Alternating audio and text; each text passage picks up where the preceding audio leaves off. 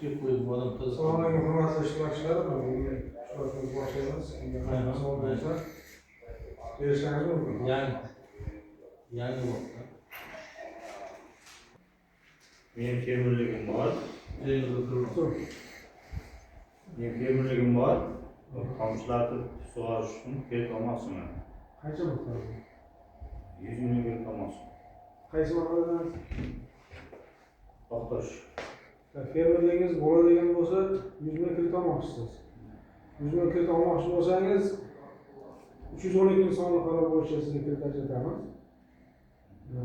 100 ming so'mgacha sug'urta bo'ladi. Garov talab etilmaydi.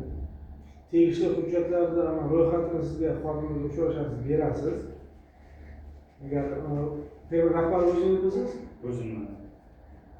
Fermerligingizning kredit tarixi, o'zingizning kredit tarixingiz salbiy bo'lmasa, sog'liqdan qarzdorlikdan bo'lmasa, siz tegishli tartibda kredit ajratib beramiz. Hujjatlarni olib kelasiz, o'rganib chiqib kredit chiqarib beramiz. Mana kimda anaqa savol bor?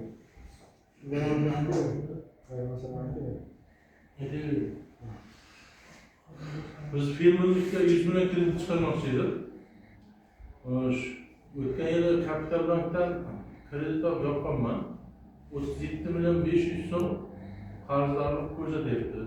Lekin Kapital bankdan bergan xati bo'yicha qarzamasiz 37 million 500 to'lagansiz deb xat beryapti. Shu masala bo'yicha ko'rib chiqdik.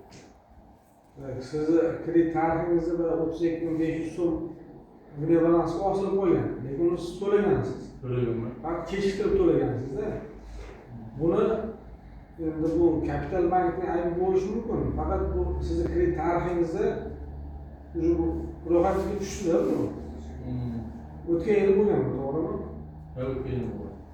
Endi bu siznikini o'tgan yil bo'ladigan bo'lsa 2026-yil bir tashlab ko'ramiz va 2 yil muddat o'tgan bo'ladi hisoblanadi.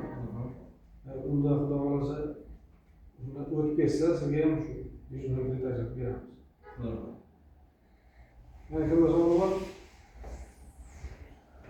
Agar hech kimda savol bo'lmaydigan bo'lsa, rahmat.